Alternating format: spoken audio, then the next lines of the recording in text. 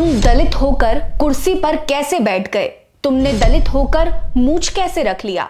दलित होकर मंदिर में कैसे घुस गए? दलित हो, चलो निकलो यहां से। क्या किसी दलित का अपनी जिंदगी को अपनी शर्तों पर जीना इतनी बड़ी बात है कि इसके लिए उसके हाथ काटने की कोशिश की जाए? आजादी के 78 सालों बाद भी दलित समुदाय के लोगों को आज भी समाज में सिर उठाकर जीने का हक नहीं मिला है।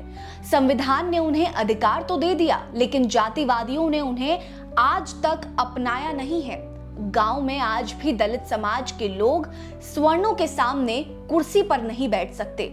जातिवादी उनके हाथों से खाना नहीं खा सकते, उनके साथ बैठ नहीं सकते। अगर कोई दलित परिवार समाज में ऊपर उठने का प्रयास भी करता है तो जातिवादी उसे दबाने में कोई कसर नहीं छोड़ते। अब ऐसा ही एक मामला तमिलनाडु से सामने आया है, जहां जातिवादियों ने एक दलित छात्र का हाथ इसीलिए काट दिया क्योंकि वो बुलेट चला रहा था। आखिर क्या है पूरी कहानी, चलिए समझते हैं। नमस्कार, मैं हूं आपके साथ रीटा।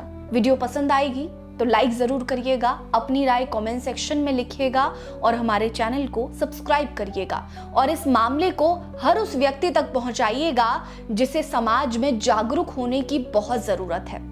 दरअसल मामला तमिलनाडु के शिवगंगा जिले के मेलापिडावुर गांव का है, जहां बुधवार देर शाम बुलेट बाइक चलाने पर 21 साल के दलित छात्र पर जातिवादियों ने हमला कर दिया।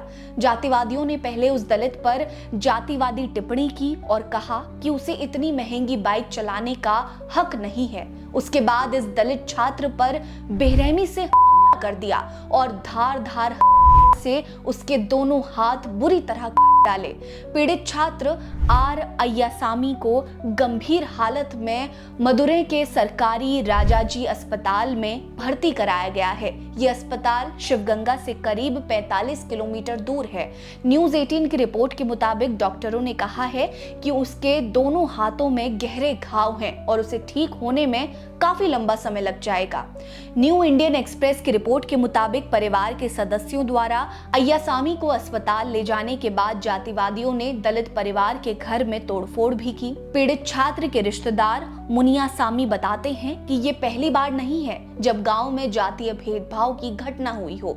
उन्होंने बताया कि गांव में लंबे समय से दलितों के साथ भेदभाव किया जा रहा है। वहीं घायल दलित छात्र अय्यासामी के पिता भूमिनाथन का कहना है कि हमलावर पहले भी उनके बेटे को बुलेट बाइक चलाने से रोकने की कोशिश कर चुके हैं। कुछ समय पहले उन्होंने बाइक को भी नुकसान पहुंचाया था, लेकिन परिवार ने तब इस पर ज्यादा ध्यान नहीं दिया था। इस हमले की मूल वजह जातिवादी मानसिकता बताई जा रही है।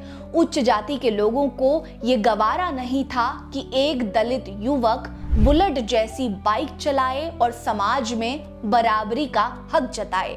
ये मानसिकता उस भेदभाव को दिखाती है जो आज भी समाज में अपनी गहरी पकड़ बनाए हुए है।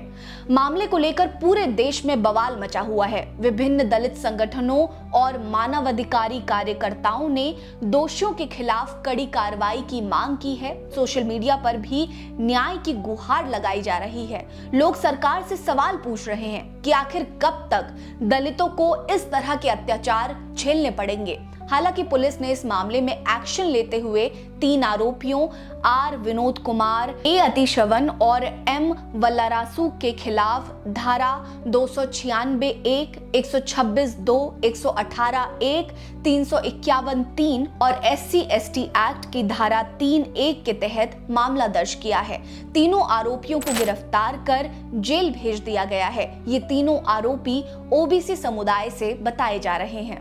वहीं उत्तर प्रदेश के नगीना से दलित लोकसभा सांसद चंद्रशेखर आजाद ने इस मामले पर सवाल उठाते हुए तमिलनाडु सरकार के साथ ही भारत सरकार से भी कड़े सवाल पूछे हैं। उन्होंने ट्वीट करते हुए कहा, तमिलनाडु के शिवगंगा जिले में एक दलित युवक पर हुआ हमला कोई साधारण घटना नहीं है।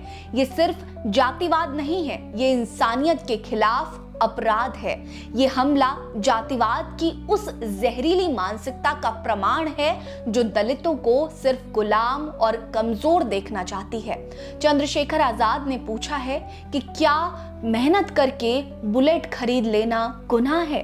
क्या किसी दलित का अपनी जिंदगी को अपनी शर्तों पर जीना इतनी बड़ी बात है कि इसके लिए उसके हाथ काटने की कोशिश की जाए। ये घटना हमें बताती है कि जातिवाद केवल एक सामाजिक बुराई नहीं, बल्कि एक सुनियोजित आतंक है जो दलितों को दबाने, डराने और उनकी प्रगति को रोकने के लिए हर स्तर पर सक्रिय है। आपको बता दें कि दलित उत्पीड़न के तमाम मामले देश में हर रोज सामने आते हैं। आज भी अगर कोई दलित घोड़ी चढ़े, मूछ रखे, अच्छा घर बनाए, अच्छी गाड़ी चलाए, मंदिर में जाए तो उसे दिया जाता है या उसे प्रताड़ित किया जाता है। इस मामले में पुलिस कुछ लोगों को हिरासत में लेकर जांच कर रही है, लेकिन ऐसे मामलों में अक्सर देखा जाता है कि प्रभावशाली लोग आरोपियों को बचाने की कोशिश करते हैं। अब देखने वाली बात यह होगी कि क्या प्रशासन इस बार पीड़ित को न्याय दिलाने में सफल होगा या फिर यह मामला भी अन्य घटनाओं की तरह ठंडे बस्ते में डाल दिया जाएगा। इस घटना से एक बार फिर से देश में दलितों की वास्तविक स्थिति उजागर हुई है। ऐसे में अब समय आ गया है कि हम जातिवाद के खिलाफ एकजुट होकर आवाज उठाएं और सुनिश्चित करें कि किसी भी दलित को उसकी जाति के आधार पर अपमानित या प्रताड़ित ना किया जाए। दलित छात्र पर यह हमला न केवल एक व्यक्ति पर अत्याचार है, बल्कि ये पूरे समाज के लिए एक चेतावनी है। इस मामले पर आपकी क्या राय है, हमें कमेंट सेक्शन में जरूर बताएं। और अगर आपके आसपास इर्द गिर्द भी ऐसी कोई घटना होती है तो हमें जरूर बताएं।